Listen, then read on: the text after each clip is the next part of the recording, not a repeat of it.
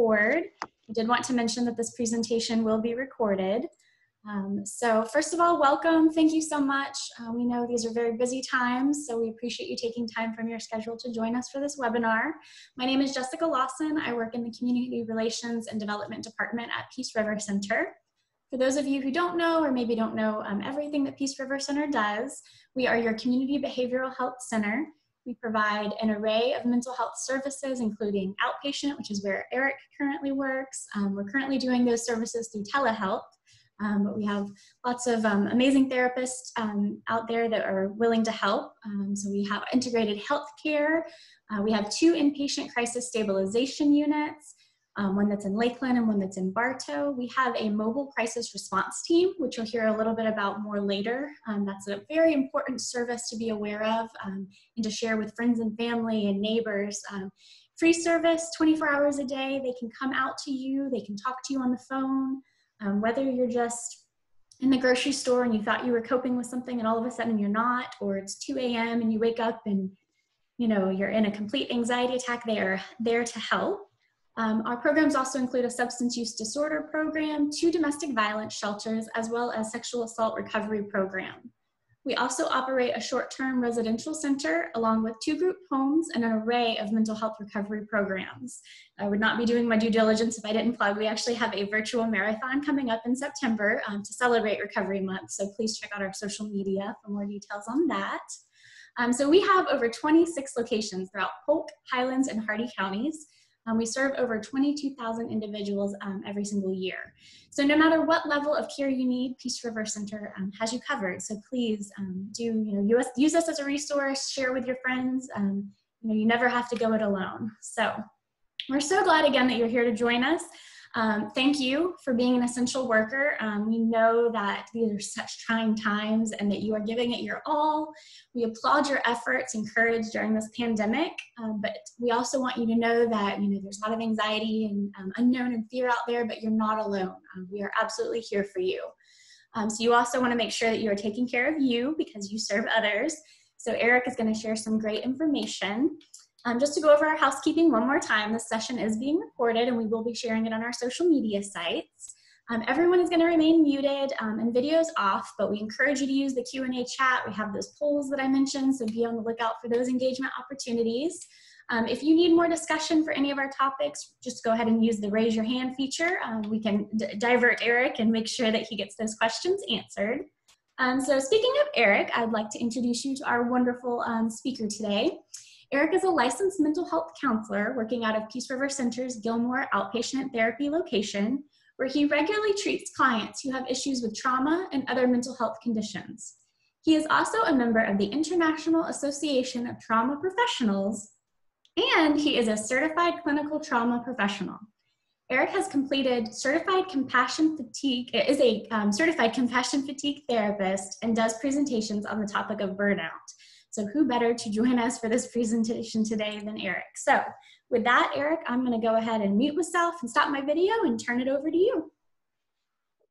Hello, everybody. Again, my name's Eric. I'm a therapist at Outpatient for Peace River Center. Real quick, I wanted to get a feel for who I was talking to. So I don't know if this question is available, but if in the chat, if you could, just kind of briefly mention, here we go, the poll. Could you kind of click where you fall on this spectrum? If you're a first responder, some kind of social services worker, medical worker, caregiver, or if you work in education. Kind of a quick clarification, first responder would always be like law enforcement, EMT, working emergency services in general. Social services might be something like me, a mental health professional, caseworker, that kind of thing, a medical professional, doctor, nurse, medical assistant. Or some kind of caregiver. I think this is one that gets overlooked at times. This is a person who might not necessarily be paid, but a family member who looks after someone who has profound medical needs or mental health needs, or education, teacher, administrator, para, or anything like that. So if you wouldn't mind, please just kind of click which one you feel best identifies so I can have an idea of who I'm dealing with today.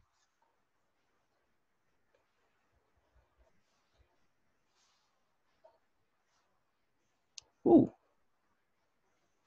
We have a lot of people like me so far that have responded. let's see, I think is that everybody that's responded? That was almost everybody. Sweet. So yeah, well, in that case, a lot of you guys kind of come from my background in terms of providing mental health service or some kind of service like that. So let's keep this show rolling. So first thing, what is compassion fatigue? The definition, if by an interesting fellow, the guy, his name is Dr. Charles Figley. He's the one who kind of coined the term compassion fatigue back in the 80s. As you can see on the slide, it's a state of tension. It's preoccupation with past interactions with clients or patients. Sometimes what ends up happening with this is their pain and their stories can kind of become a lot. So what ends up happening is over time, your capacity for caring and providing that compassionate response gets taxed. Since a number of you do come from a mental health counseling background of some sort, you can understand that sometimes the stories you hear can be very, very jarring, and they can also be very tragic. If you have any kind of care for other people, it can be very difficult to listen to these stories. And as a result, you feel it. So it's actually a very human thing to feel sad when you hear someone tell you a very sad story. I think sometimes we tell ourselves things that don't help, and we're going to get into that a little bit later. But over time, hearing some of that stuff, it can wear you down. So on to our next thing. There's two other aspects of this I like to kind of, some people who can be affected by this. I usually like to just say everybody.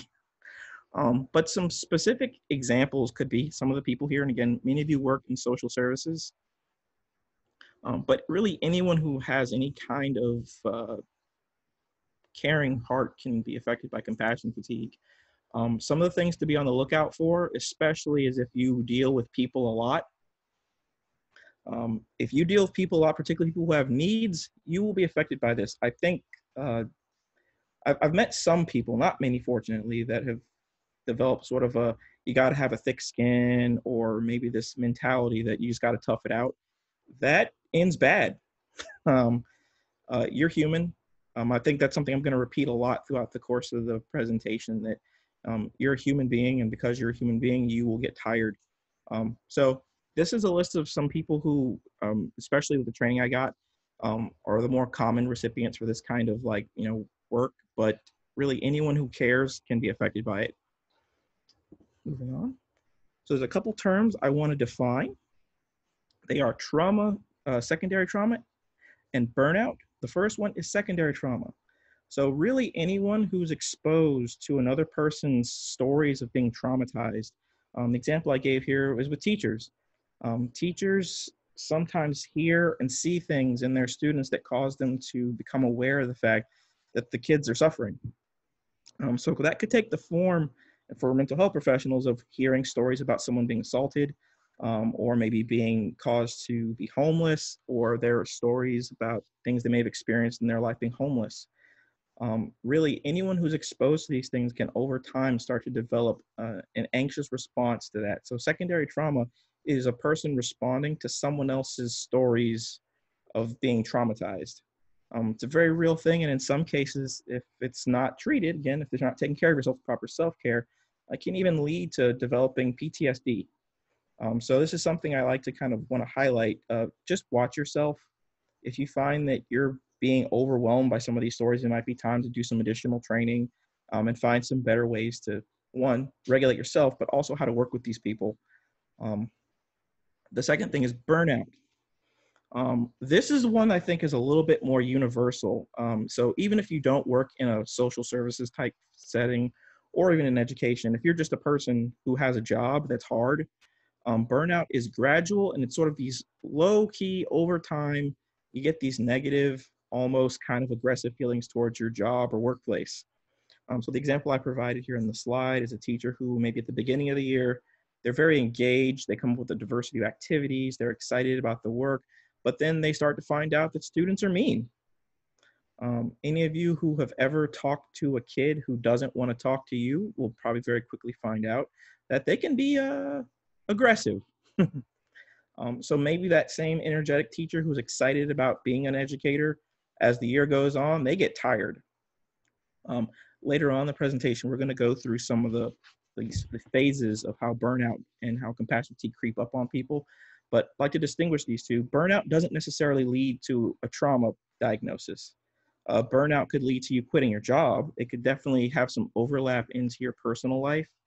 But one of the differences is that secondary trauma is specific to you being exposed to other people's trauma and you reacting to it, versus burnout is over time, the work is hard, the work is tiring, you get tired because you're human. I want to emphasize that again, you are human. And you're just not really interested in your job anymore. And again, if you've ever worked someplace where it's a difficult work, you may have seen someone just show up one day and not show up another day because they rage quit. The next thing I want to spend some time talking about is something called the silencing response. This one I see a lot in parents. The thing I'm going to tell you is do not underplay your need for rest. Again, you are human. If you do not rest, you will get tired. I also want to take a moment to differentiate between the difference between sleep and rest. Sleep is biological. I tell my clients this all the time when I teach them about compassion fatigue and burnout. You will eventually stop, and it won't be because you want to. A person, even if they're having an altered mental status or if they've been had a substance in their system, at some point your body's going to go, enough is enough, and it'll stop. And you might be forced to go to sleep. But rest is more of a mental health thing. This is going to also be one of our beginnings into discussing self-care. But rest is really anything you can do to give your brain a break.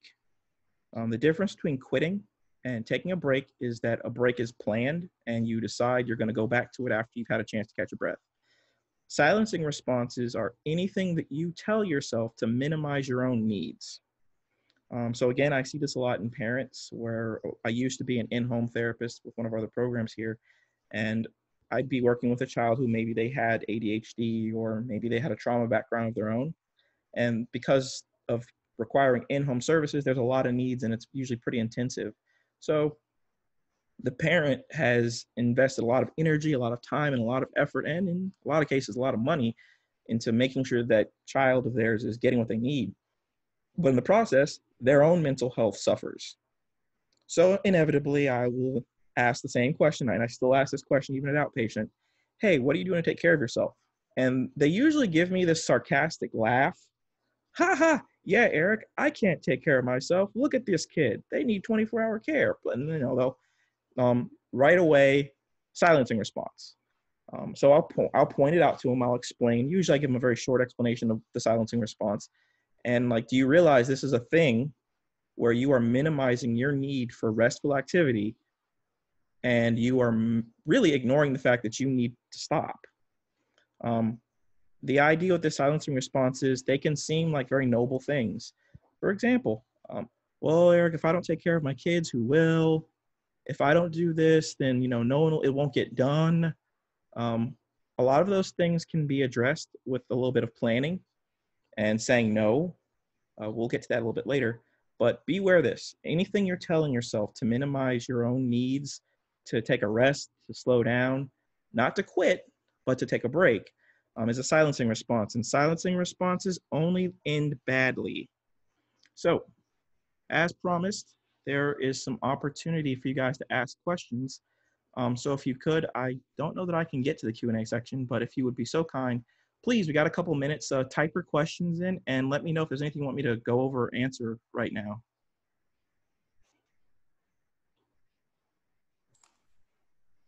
My lovely co-host, Carly, I don't know that she can unmute herself. There, I thought I unmuted her. I don't see any questions so far, but we will keep monitoring those. So yeah, I'm not seeing any. Okie dokie. Well, please, if along the way, if you have any questions, even if you don't think of it when the question slide comes up, go ahead and type them anyway, and we will answer them, especially if, also for my coworkers, if a question comes up that's not related to what we're talking about, just go ahead and stop me. I'd rather try to answer you guys' questions and make sure that you get away with something than just blather on. So if you have any questions along the way, please feel free to ask. But if you find that it's related to what I'm talking about now, you may want to wait until the next question slide because I may answer your question then. So moving on. The next set of things we're going to go over together are these 5 phases of compassion fatigue and burnout. So this has a bit of a predictable movement that people tend to go through. There's the cool thing about this predictability is that if you start to see this stuff in yourself, you can stop yourself. One of the big things, especially about burnout, it's not too late to stop and rest. It won't hurt anything. And the other thing I want to say about these phases, don't think of it so much like boxes. Think of it more like a gas gauge, where you can have a little bit of a couple of them at the same time. But if your overall pattern of thought lines up with that phase, then that's probably a pretty good indication of where you are.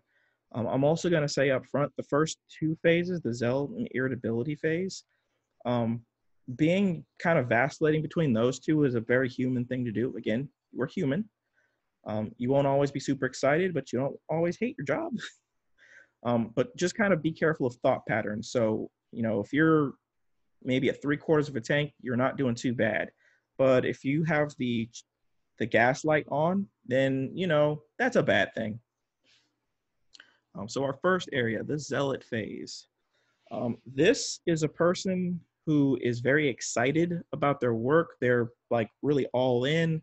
They might work extra. They put in a lot of extra work, a lot of extra training.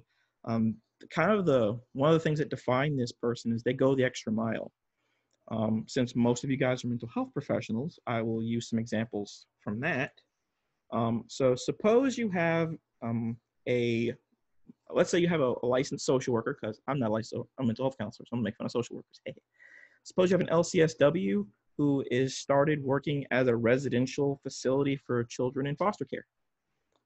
If this person comes in their first day of work and they start to identify patterns, different things, and if you've ever worked with children in foster care, there definitely are some patterns in some of the things that come up in that kind of with that population. So maybe they go out, they do extra training.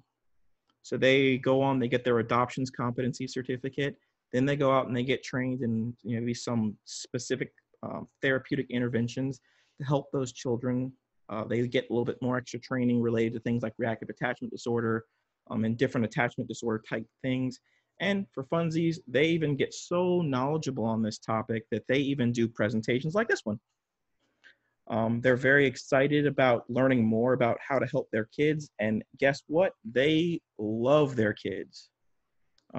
They come into work excited. They know these kids by names. They have their birthdays memorized. They are just like, they are the happiest person in the world when they can sit with one of these kids and they have a breakthrough in a session, or they can intervene in the midst of a crisis situation and maybe reduce or de-escalate some really high-risk behavior. They'll work extra. They will put in all kinds of like added details. They'll take extra shifts. This person is doing a lot. I will say, as a person, I've been in the field for about 8 years now. I've seen people like this, and they're really encouraging to be around. Fun fact with this zealot phase, mental health professionals who have been in the field longer than 10 years have a greatly lower risk of burnout that leads to them leaving the profession. So people in their first 10 years are at the highest risk of compassion fatigue level burnout and leaving the profession altogether. These people in this zealot phase, they're like the stereotype of the happy, just graduated kid who's going to change the world. The next phase is the irritability phase. So again, I want to differentiate. There's a difference between a person who is just having a bad day at work and they're just kind of frustrated, and that's just kind of what the day was that day, and someone who is fundamentally in this phase. So using our example, let's just say our social worker who is working in the residential care facility, he's coming into work, he's still, he's doing his thing, but he's really frustrated that, man, I was really hoping with all this extra training that the kids would get better faster, but they're not. They're still yelling at the staff. They're still getting into fights. They're still getting kicked out of school. There's all this stuff going on. It just feels like, man, this is annoying. Like, man, this kid came in my office and they like completely like cussed me out. Like, why? I'm trying to help you. Why are you so mean to me? Why are you throwing my cups in my office? All that stuff. And so maybe they're thinking things like, man, I need to just take a vacation. Um, I'm getting tired. Maybe I'll cut this session 5 minutes short because we're not going anywhere, and I'm just getting tired of them yelling and being upset, that kind of thing. So again, I like to differentiate. It's not quite the same as a person who's having a bad day at work, um, versus someone who fundamentally is like, I'm getting a little tired of this place. Moving on to our next phase, the withdrawn phase. So this is usually where we start to see some issues, because this is where some of the work performance stuff starts to slip off. I want to emphasize this is also usually about the place where those silencing responses become very, very nefarious. It becomes very easy to ignore the fact that you're getting really irritated about your job task and that you're starting to lose touch with why it is you enjoy your work. So once you hit this withdrawal phase, if you catch yourself, I would really encourage you to take a moment and engage in some self-care practices, which again, I will be going over in some depth, so don't worry. But fundamentally, this is where work performance starts to slip off. This is also where you start to see some of this affecting life outside of work. One of the big things, as it says on the slide, they don't make time for fun and for self-care because they're always working or sleeping or working or sleeping. One of the other important things about this is at this point, maybe a supervisor has gotten involved. It's possible that maybe some of their job performance stuff is slipped off. So again, using our example of our residential social worker, maybe they're showing up to work like 15 minutes late. They're leaving 20, 30 minutes early every day. Paperwork is behind. They don't care to try to get caught up. Maybe they've gotten some bad performance reviews. So perhaps maybe the kids are starting to complain, hey, that social worker guy, he was kind of mean to me. He called me a whiny baby and told me to get out of his office. Some of that stuff starts to slip through the cracks and overall job performance starts to slip. But again, I want to emphasize with this withdrawal phase, this is kind of the point where the work-related stress is starting to bleed over into your personal life. So maybe our residential social worker, they're going home, they're having arguments with their family and friends. They're really not in a good headspace. They're definitely not engaging in self-care, especially with this withdrawal phase. One of the telltale signs is when I ask people about self-care that are in this phase, they usually are the ones that give me the sarcastic, haha, yeah, whatever, Eric. If you find yourself in this phase, there's still lots of hope, but it's really important to catch yourself, because more likely than not, you're not engaging in proper self-care. So if that's not the case, stop. It's really important to stop, take a breath, and try to figure out what it is you need to be doing to take care of yourself. I would highly recommend, especially if you do find yourself in this phase, you might want to, at the minimum, just take a day or so off of work. I'd recommend a Friday or a Monday to extend your weekend. But at this point, this is where it's obvious self-care hasn't been prioritized, and it's starting to come through in your day-to-day work life. The next is the zombie phase. Zombies don't say anything. So I want you to pull up the stereotypical image of a zombie and imagine this person is your mental health counselor, your doctor, your teacher, lawyer, caseworker, your mom, your dad, cousin, brother, sister. This point, there's no meaningful engagement, least of all at work. So pulling from our case study, we've been kind of zooming through. At this point, maybe our residential care social worker, they've been formally reprimanded by HR. At this point, possibly, maybe even at home, those arguments are starting to get to the point where, maybe their spouse is telling them, maybe we should consider not talking for a little while. One of the things that sort of highlight this especially is kind of a negligence. This is especially dangerous for mental health professionals or people who work in the medical field, because there's the risk that some of your behavior choices could affect people negatively. And I see a question in the Q&A section. I do not have the ability to click on that. We can read it to you. So could some of these also be signs of depression in someone? And can you become depressed if you don't take care of yourself? Absolutely yes, ma'am, or sir, whomever. I would say, particularly since, again, from our poll seems most of you are mental health professionals. I'm going to say that your work life, if it's affecting how you feel about yourself overall, it's going to affect everything. Particularly if you start to get to that withdrawn zombie phase, there's going to be a lot of overlap between home and work, and those are definitely diagnosable. One of the things I recommend for mental health professionals is that you have, I wouldn't say it's necessarily mandatory you have your own therapist, but at the same time, you should be open to the possibility, if you are serving other people, that you may need to see a therapist at some point. So symptomology with depression especially would be withdrawal, low mood, lack of energy, fatigue, irritability. Side note, irritability is one of the most overlooked symptoms, I'd say, of depression. So yes, I definitely would agree. However, I'd say if the source of all of that is because of your work life or because of maybe overextending yourself, that may not be necessarily the best to diagnose that as depression. It may be better to call that job stress. One of the other things I tell people too, and this is one of like the Eric the therapist things, periodically I am asked to talk to grad students, and I actively try to scare off at least one or two. There are some people who I think can learn to be excellent mental health professionals. There are some people who have to do a little bit of supervision to help them maybe reel some aspects of who they are in. And there's some people who just have a natural predisposition for it. But I don't think being a helping professional of any kind is something that's universal for everybody. There's some people who, in fact, I can think of people in my own personal life and throughout my life who they probably wouldn't be the best fit for the helping profession because it does require a certain amount of being willing to meet people where they are. So that's another thing too. If you're finding that most of the symptoms are coming mostly from job related stuff, do with that what you will. And when we get into some of the areas of self-care, I think some of that'll make sense. And I'll even give you guys some of my own personal self-care tips that I use to help me not hate my job, because I actually do like what I do. Any other questions related to that, you can send them in the chat, but otherwise I'm going to go to the next slide. This next slide, there are two paths after the zombie phase. One is pathology and victimization. The other one is maturation and renewal. With that pathology and victimization, that's when those feelings of being overwhelmed start to really crank up.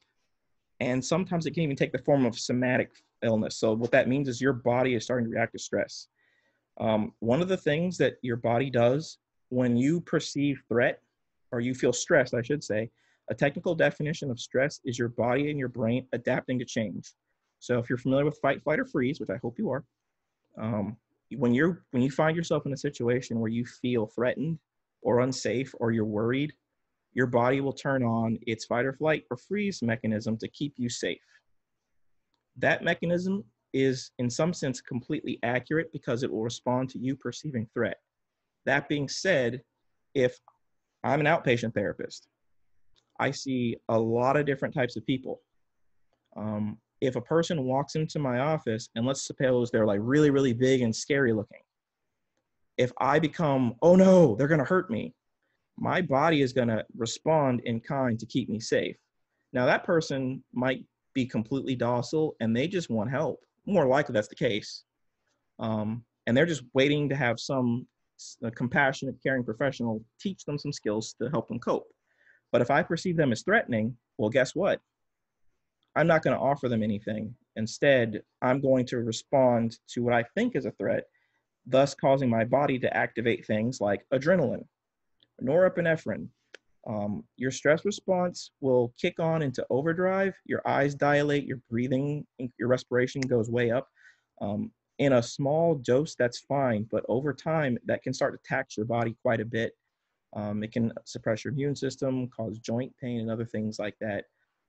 So with the pathology and / victimization path, these people, if I'm being honest with you, they end up leaving the profession because in some cases they develop PTSD-like symptoms due to secondary traumatization, or as I said before, they perceive threat. So let's take our example we've been using with our, social worker.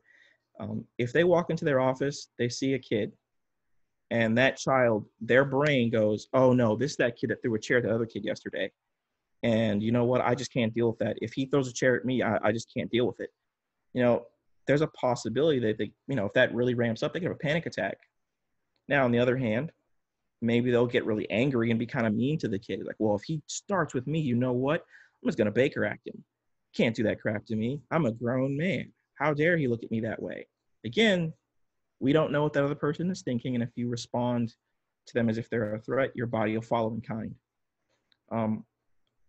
If you find, or if you have found, or if you know someone who has experienced secondary trauma or the extreme end of burnout to where they are having physical responses to stress, they're always feeling overwhelmed, and maybe if they're a helping professional, they've quit the profession entirely. Again, through proper self-care and maybe even some services, be it therapy, medication, or whatever, they can get better, which leads to maturation and renewal.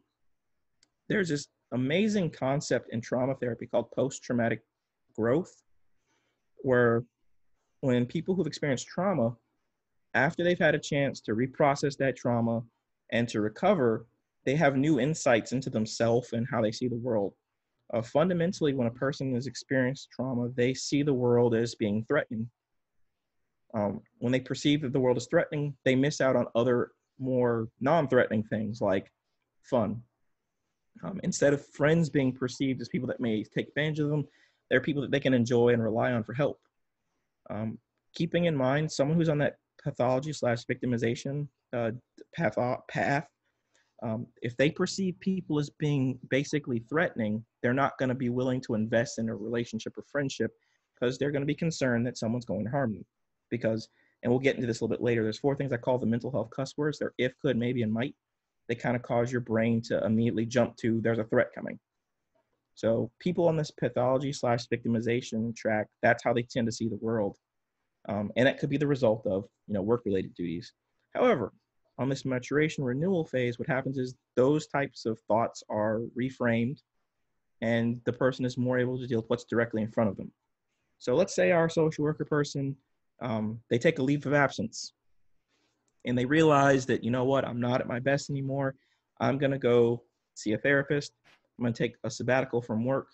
And, you know, maybe their job is like, you know what, we understand. We're going to hold on to your job for 2 months. We'll reevaluate beyond that, but go get what you need and just bring us a doctor's note after. So let's suppose they see a therapist. Now, for those of you who are therapists, the Green Cross and the Traumatology Institute offer the certification that I got in compassion fatigue. It's a certified compassion fatigue therapist.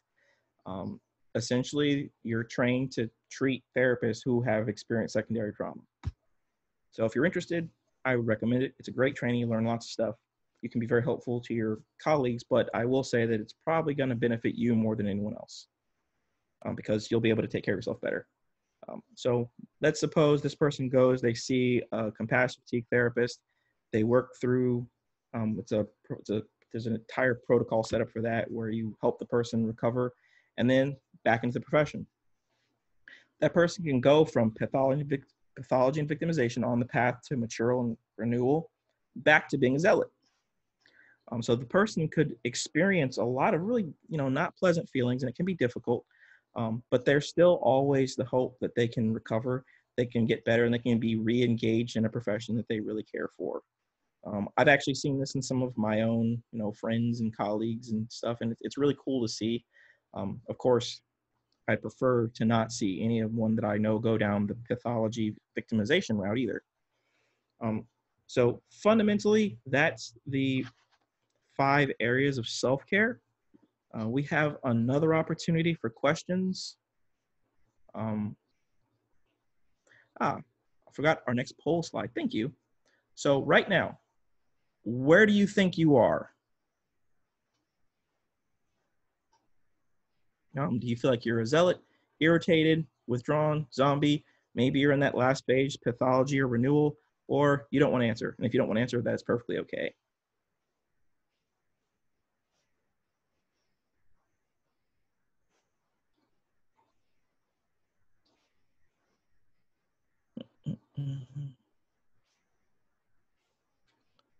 And as well, if you have any questions about any of the 5 phases, please feel free to put those questions in the Q&A. Ooh. So we had a number of you that didn't want to answer, which is perfectly fine. I am glad to see that a couple of you find yourselves in this sort of zealous phase. That's awesome. With that withdrawal phase. So those in the withdrawal phase, like I said earlier, you're going to like this next section. I do see some of you were very honest, and I appreciate your honesty. You're in that zombie and even in the pathology renewal phase. Self-care, we're going to go over what's called the 5 critical domains of self-care in a moment, but I did want to take a minute. I cannot see who's asking the questions. So I don't think we have any so far. I actually have one, Eric, and it might not make sense to anybody, but please. If you're in that zealot phase, how do you want to remain enthusiastic, but is it only self-care the answer, or do you kind of need to curb back some of your enthusiasm because it's a marathon, not a sprint? Do you have recommendations? Oh, that is a wonderful question, actually. And I will say it's a little bit of both, actually, in a weird kind of way. To making an allowance, one, I'd say you have to make an allowance to the fact you're going to have bad days at work. I can think back to a time before I worked at a different agency that I will not name. It was an inpatient unit. I got punched in the face and a guy spat in my face at the same day. Needless to say, I was not having a good day. I was really, really mad. It was actually right when I put my notice in to come to work at Peace River. And that week, actually, before I left, a bird left a gift for me while I was at work on my shirt. I had a lady, let's just say certain bodily functions occurred that didn't need to in my office. I got threatened multiple times that week, and I had a guy urinate on the van I was driving for work. All that happened my last week at Grace Point. Oh, yeah, there you go. And it wasn't anyone's fault. No one did anything to cause it. It just was the way it happened. So the first thing is making an allowance for the fact that you will have bad days. Along with that, next, and when we get into the 5 areas of self-care, I think some of that will also make sense. But I think being able to act within your area of competency. The things that I do best are mostly trauma-related and family systems type stuff. I kind of make this comment when I'm talking to my clients about this. If I'm doing that stuff, I tend to feel better about myself because I know what I'm doing. I know enough about other areas of mental health that I can be competent, but there are things I don't know.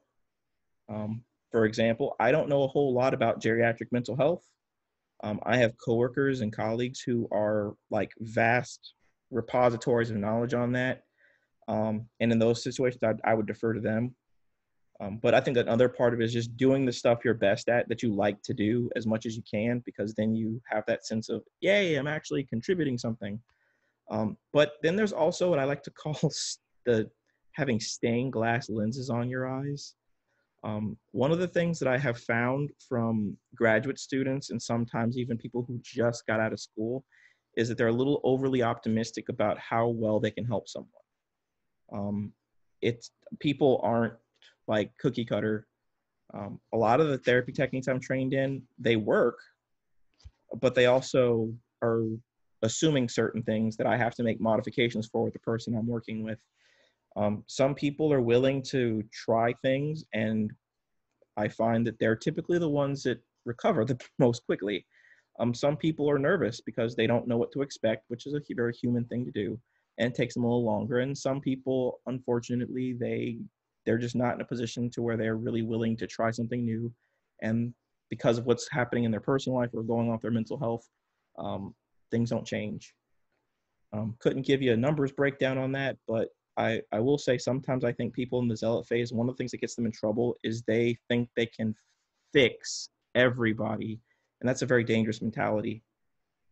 One of the things I learned from one of my teachers that I keep at the forefront of my thinking that I often tell newer professionals is that because I never made a person appear out of thin air, I understand things about people from a combination of training and research and experience, but I don't know everything about anybody.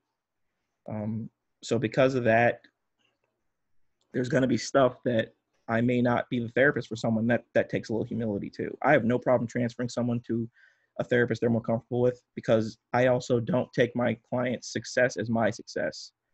I'm there to offer tools and to teach them stuff. They do with it what they will, and then we kind of work from there.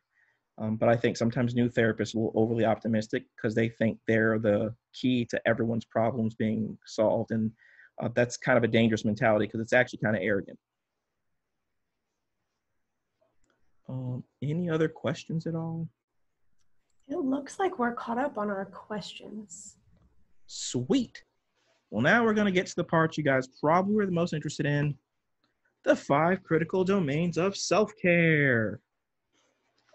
So these 5 things, in some sense, I like to think of as being kind of common sense. If you're practicing them, you'll notice a definite benefit to your mental health. But I will add to it a dose of reality. Beware the inaccurate thought pattern that you're going to feel good all the time, because that's not how real life works. But on the other hand, you can cope. And that's what I try to teach my clients. And that's one of the things about self-care, which actually plays into our first thing, resiliency skills. This is anything that helps you maintain positive self-talk and your ability to remain emotionally regulated. Slide kind of explains how to build some of these. Having a great support system is great, which is actually, well, it's redundant too. But these skills, this resiliency skills thing, there's a couple of really important things I want to kind of highlight about them. One, having what's called an internal locus of control, or believing that you can control yourself. If you have what's called an external locus of control, you might let circumstance tell you how you should feel versus you choosing how you wish to respond to a circumstance. You can still be angry. You can still feel sad. This isn't about changing your feelings right away. And what I often tell my clients is changing your feelings is hard, but changing what you tell yourself is a lot easier. Another aspect of this is being able to reframe problems as challenges. I know this is one of the things I actually personally like to do. That's one of my personal self-care skills. My wife can tell you that, especially when especially if I'm like playing a video game, like we're playing Breath of the Wild together. One of the things that I do is I see a difficult puzzle or a particularly difficult character to beat. I'm like, haha, I'm going to attack them and destroy them. Versus she takes more of a conservative approach of like, well, how can I plan this out? I'm like, nope, I'm going to blow them up. Being able to believe yourself competent is another important resiliency skill. If you know what you have and what you can do with it, sense of confidence, not cockiness. And I'll teach you guys one really cool trick that you can use. Self-regulation is another important resiliency skill. So as I mentioned before, when a person perceives threat, it causes your fight or flight mechanism to activate. If you relax your body, it can turn it back off. So what I teach my clients to do is something called a body scan. It's very simple. What you'll do is you'll start with your head and your jaw and your face muscles, like in your skull basically, and measure the tension on a scale of 0 to 5. So right now, and I'll guide you guys through this, and you can kind of just see how it feels. And if you wish, you can comment in the chat. If not, you don't have to. On a scale of 0 to 5, how tight are the muscles in your skull? 0 meaning completely relaxed, and 5 being completely tense. Next, moving down to your neck and shoulders, 0 to 5, how tight are those muscles?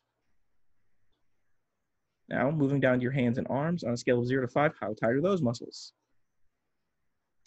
And in your chest and stomach, how tight are those muscles on a scale of 0 to 5? And moving to your back on a scale of 0 to 5. So there are those 4 words I mentioned before. I call them mental health cuss words. They are if, could, maybe, or might. Those 4 words will cause you to project a threat into the future that may not exist. So if you're 100% safe right now, which I'm hoping you are, I'm hoping you're sitting from the comfort of your office or your home. If that's the case, you are safe. If you're 100% safe right now, what that means is you might be responding to something in the environment making you feel tense or perceived threat, if, could, maybe, or might. So what I'd like you to do is doing that same body scan, kind of work your way through those muscle groups and one by one, unclench those muscles. And we have a question. Eric, could you please repeat what those 5 words are again? They're 4 words. They're if, could, maybe, and might. They're words that cause a person to project threat into the immediate future. If you have to use those words to describe a threat, that means there probably isn't one. But if there is a threat in your environment, you won't need those words. Any other questions on that? Because I wanted to leave you guys with something you can use to help yourself relax, because that's a huge resiliency skill. Okay, cool. I'm going to go to the next slide. But again, feel free to post questions if you need to. Self-management and self-care skills. These are really any activities that you do that just sort of benefit your physical, mental, or emotional health. Taking a bath, engaging in a hobby, having a good meal. As adults, I'm going to use a word you're not going to like: bedtime. As I said before, sleep is a biological function. You need to sleep. Your body requires it in order to continue. So have a bedtime. It's really important. And once we get to the end of these 5 skills, I'm going to give you guys 3 rules that you can use to help you keep your self-care on a bit of a good track. But you have to do things that you enjoy to help you relax. Oh, we have another question. Tanya actually had a comment. She said that was really good from one presenter to another, especially in this new way of training. You're doing a great job. Oh, thank you. I appreciate that. High five to Tanya. I don't know who you are, but I wish you well. The other thing about the self-management skills is that adults are bad at having fun. Like I said earlier, my wife and I play video games together. We do that on purpose because 1, it's a whole lot of fun. 2, I've known my wife for like almost 11 years. And she's like one of the coolest people I actually know. So why wouldn't I spend time with her? Side note, my wife is amazing. Just a thumbs up out there. Happy husband points. And 3, it's fun. Fun doesn't require an explanation at all. So one of the things I find that adults do, they tend to engage in a silencing response when it comes to fun. They'll shut themselves down from doing things they enjoy doing just because, oh, that's kiddish. I don't play video games like every day or even every weekend, but when I do, it's usually because me and my wife are playing together. We have another question. Yes, we do. We have an anonymous attendee who would like to know, how do you manage shop talk in playing a role in how you feel? I want to be part of my coworkers and feel included, but sometimes it makes me feel bad about work. So could you read that one more time to make sure I understood it? Absolutely. How do you manage shop talk in playing a role in how you feel? I want to be part of my coworkers and feel included, but sometimes it makes me feel bad about work. So is this like talking about work outside of work, or just trying to connect to your coworkers while you're at work? The way I'm reading it, it seems like, how do you manage your coworkers affecting how you feel about your own job? So like coworkers dumping on you and saying mean stuff about your job performance? I took it as just in general, maybe they're just kind of venting. So how do you connect with them without really getting sucked into that negative space? That's how I interpret it, Carly. Okay. Well, kind of speaking to that, I'd say number 1, and mind you, this is because I'm an introvert and I am on the admittedly near extreme end of introversion. So I'm very selective about socializing anyway, but I've made peace with that because of who I am. So when it comes to making friends at work, I like making friends at work. I hope my friends from work are here, and I hope you know I love you all. But at the same time, my attitude towards work is I work first. If I make friends with you, super. Now, if I'm trying to connect with my coworkers, it's really sometimes about timing, I think. And this is just my opinion. Sometimes the best ways to connect with your coworkers is when there's those lulls. I know at outpatient, there are times when we're all super busy, and we, especially now with everything being over Zoom, we go into our office, we close the door, and sometimes we don't see each other the whole day. Or sometimes we're just like, there's nothing to do because I had 2 no-shows in a row or a cancellation, so we might leave our door open to kind of indicate, hey, we're open to hanging out, maybe a good laugh or something. So some of that might have to do with how your office flows, and I've worked in more than one environment, outpatient, because everything is a lot more stop, go, stop, go, stop, go. it seems a little bit easier in some ways to do that versus when I worked in other programs where there was a little bit more free flow to the day because it was like crisis mental health or working like intensive services where when you're stopping, you may not know when you're starting up again. So some of it's just kind of picking the right moment, I think, when you can try to connect your coworkers. And then in some ways, like some of the basic counseling skill stuff, just finding things you can connect over. Some of my coworkers and I, like, in fact, I'm thinking of one of my coworkers in particular, we're both huge comic book fans. I looked at his office and I immediately went, yep, we're going to get along great.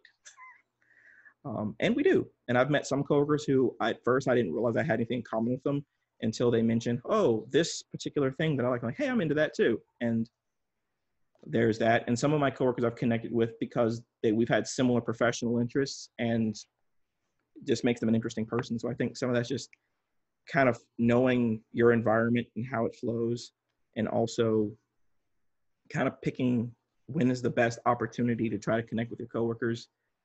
And also remembering some people's attitude towards work might be a little bit more nose to the grindstone serious, and some are a little bit more open to having fun.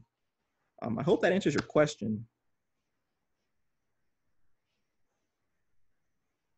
Okay, so that question is super timely because our next thing is connection to others. Like I said, my wife is one of my favorite people and she's really awesome to hang out with. So I find that the nature of that relationship is fun. Connecting to other people it's definitely an emotional need. Isolation is not good for people in general. What I say to my clients about this is, if you find yourself surrounded by unpleasant people, it's going to definitely make you feel kind of bad about yourself. A little advice I left at the bottom that I said was, make and maintain connections, but don't waste your time with unpleasant people. Life is too short.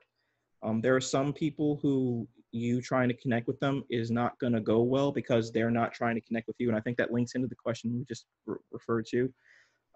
If a person is not expressing reciprocated interest, I'm really hope that doesn't happen in your workplace. Whoever sent that question, I really hope that in your work environment, you can feel, accepted by your peers. But if it's not the case, they're willing to connect with you. I would really hope that you're not taking that as something against you, because you're probably a wonderful person and they just don't realize they're missing out on awesome. Right now, one of the things I want to highlight as well is right now with COVID, everyone is experiencing a little bit of disconnection from people because of social distancing. You got to make do with what you can. Me and some really good friends from college, we have had a video chat going for years now because we don't all live in the same part of the state or country. And one of our friends even moved out of the country. So just making that time to connect with people and protecting it, which we're going to get to that in a little bit too. And next, skills acquisition, particularly for those who are in a profession where you're working for people. As I said earlier, if you have competency in an area, it's a lot easier to not really get worn out because you know what you're doing. You know, like plan A, plan B, plan C, plan D, and plan Z. But if you're working in a role where you don't really feel that you know what you're doing and you're having to constantly make it up and you're not confident that what you're doing is the best, or even an evidence-based practice, as we like to put in the mental health field, then that's going to definitely erode it, whether or not you feel you're being effective, which will also in turn hurt your, burnout trajectory. So with the skills acquisition thing, this might require you to ask for help. It may require you to learn some new things, but one of the things I wanted to highlight about this especially is it does require some humility. Admitting you don't know something can be hard, especially when you're in a role where you don't get to ask for help very often. But this skills acquisition thing is really important because, as I said, my area of real professional strength is traumatology and family stuff. But if you put me in a role where I was working with people who were having more issues related to death and dying and geriatric mental health, I know a little bit, but I don't know a lot. So being in a situation where you don't know what you're doing, it really gives you two choices: either ask or go learn it.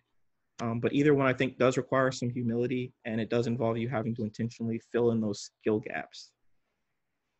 And this last one is one of the ones that I always get raised eyebrows on. It's conflict resolution. There's two types of conflict that we want to address here. We're going to go in reverse order. External conflict. This is when you're just dealing with difficult people. So you have a coworker at work who tends to be kind of a jerk. Or maybe you have a particular parent on your caseload who every time you guys talk, they raise their voice and they become irate that you would dare to question their skills as a parent, even though they've asked you to help them with parenting skills. What I have learned over the years, and this is another trick that I pulled that works in my office a lot, is I call this the whisper, where when someone is raising their voice at me, I will lower my voice to a low whisper. I did this a lot. I did work in a residential facility for a little while as a child care worker. And so what I would do is when the kids would get mad, they'd yell, they'd scream, they'd start, sometimes they would throw stuff. As long as they didn't throw it at me, I didn't care. I would whisper. The truth is, in that circumstance, I'm actually the authority figure, whether they like it or not. They're going to follow my directives, whether they want to or not. But rather than me trying to force the issue, I just take a much more calm approach, lower my voice, and eventually they realize they can't hear me. Upon doing so, they lower their voice and realize they've been yelling. At that point, I can redirect them and things go back to some sense of normalcy. I do this a lot I've done this with couples in my office too, where they're starting to fight. I'll start to whisper. They'll realize they can't hear me, and then they'll become self-conscious about their volume for the remainder of the time they're in my office, and they will not raise their voice again. The next one's a little bit more difficult. It's internal conflict. I think especially with this one, it can take the form of maybe self-doubt you might have, or it might even involve you having to deal with the fact that maybe you have something on your plate that you don't feel comfortable with. I know the example I'd give is maybe you have a therapist who they have their own trauma background. And in the process of working with a client, they find out they have a similar trauma background, and it starts to affect you listening to their story. At that point, if you're thinking, am I a bad therapist because I can't handle this? You've got some internal conflict to work out. It might be that you need to transfer them, or it might be that you need to review some of your clinical skills to help you work with the person, or something that affects. But the idea with internal conflict resolution skills is you can look within yourself and be honest about what's going on, what you need to do, and kind of untie some of those knots of what's going on inside of you. Any questions on those? Now, this one I do tend to get a lot of questions on because it's a little complicated. Are there any specific questions on the conflict resolution skills? Right now, it looks like we're caught up. I will stop you if we get any that come in. Excellent. Thank you very much. So this is where I mentioned my 3 tips on self-care you can take away to help you make use of some of this stuff a little bit more effectively. They all start with the letter P. First is to plan it. The second is to protect it. And the third is to make it predictable. By planning, you can place on your schedule a time in which you're going to engage in specific self-care activities. In my case, my wife and I have a pretty busy schedule, but what we do is we will intentionally leave certain days of the week empty. We do that because we're both actually introverts, and we both like to be hospitable. We like to cook for people, we like to have people over, but we also like when they go home, because then we go to bed and we sit in silence and it's great. But we intentionally plan days when there is no people and it's just us sitting quietly in our home. This allows us to be fresh, to do our respective jobs, but also to, be present for our friends and family and just to enjoy them. The second is you have to protect it. If, for example, someone asks, hey, Eric, can you come over and help me with this very complicated thing? We're moving and we need you to help us move our beanie babies. If this happens to be on one of those days of the week when we're not seeing people, I will say no. One of the things I like to say about self-care, no is not a cuss word. It's okay to say no. Protecting your time for taking care of yourself is very important. So when you say no, you are protecting your own well-being, and you are also allowing yourself to be present. Next, make it predictable. Having something to look forward to allows you to stretch yourself and to engage in proper self-care, and that way you can make sure you're taking care of yourself. And if you know you've got a good thing coming, it makes it easier to continue on in whatever difficult task you might be engaged in. So plan it, put it on the calendar, protect it, say no to people who would take up your self-care time, and make it predictable. Make it so it's something you would make as a pattern or a cycle that you can look forward to. And a little exercise, I did not think of this exercise actually, but a little exercise that you can use as a way to enhance your self-care, I should say, is called a letter from the great supervisor. Imagine a wiser, benevolent, kind of more knowledgeable version of yourself, say 10, 20 years down the road, that's just writing a letter of encouragement to you. The cool thing about this is it's from you to you. So there's no just like, giving you some fluffy response. It's can be very specific to you because you know you. And the idea is you're just trying to encourage yourself and to remind yourself that you're doing a good job and you're doing the best you can. You can keep this in a place where I'd recommend keeping this in a place where you'll be able to look at it regularly, maybe on your desk or maybe on a wall in your home, something like that, so that way you can always be looking at it, reminding yourself that you're moving towards becoming a better version of yourself. And last, the little acronym for you, HOPE. Self-care requires you to be honest with yourself. Again, with the trajectory of burnout and compassion fatigue, just be honest with where you're at and then apply the appropriate self-care strategy as necessary. Again, if you're in that kind of withdrawn, irritable, even maybe zombie phase, just be honest with yourself and get whatever help or rest you need. Again, remember, sleep is a biological function. Your body requires sleep. But rest is when you take a moment to power down and to engage in some kind of fun, enjoyable, restful activity. As for optimism, no matter where you are on the burnout continuum, there is the ability to renew. That's always a thing that's possible, but does require planning. Again, the 3 tips for self-care: you have to plan it, make sure you protect that plan, and then 3, make sure it's predictable. So that way it's something you can be doing over and over and over. And E, exploration of self. You have to know who you are and what you like and what you can and can't do. There's nothing wrong with admitting I don't know something. I don't know very much about geriatric mental health. If I ended up with a situation where that was what I had to learn about, I would, but right now I don't, and great for me. But just be willing to look inside yourself and know what you're good at, what you're not good at, and ask for help or offer help in areas where you're competent. And also, we wanted to offer everyone our 24-hour crisis team. I actually used to work for the crisis team for a while. They're nice people. You can call 24 hours a day, 7 days a week, holidays, or anything like that if you just need to talk. If you're finding yourself in a situation you're having thoughts about harming yourself, you can definitely call that 24 hours a day. But it's not just for that. If you just need to talk, or if you're just struggling, or if you have a loved one that you know that's struggling with different things, you can call that number. It's 863-519-3744. Again, that's 24 hours a day. And I think, as you were told earlier, they can send someone out to talk to you if that's necessary too. So, self-care isn't selfish. It's just requirement for being human. So that's my email address. If you guys want, you can email me questions. I work Monday to Friday. I don't check my email on the weekend because, self-care. Any closing questions or anything else you guys wanted to go over? Thank you so much, Eric. Feel free. I know we are at time, a little bit beyond it, but if anyone has any questions, you're welcome to email Eric directly, or if you want to pop them in the Q&A. Anyone? We definitely want to make sure that you got out of this exactly what you need and that you have the skills to go forward and really take care of yourself and provide good self-care for yourself and others. Ooh, looks like we have a question. Tanya wants to know if this is available for other agencies. I'm assuming she means the crisis response team. I believe you guys, yeah, you can call. It's not just a Peace River client, it's anybody. Presentation. Oh, the presentation? Oh, that I don't know.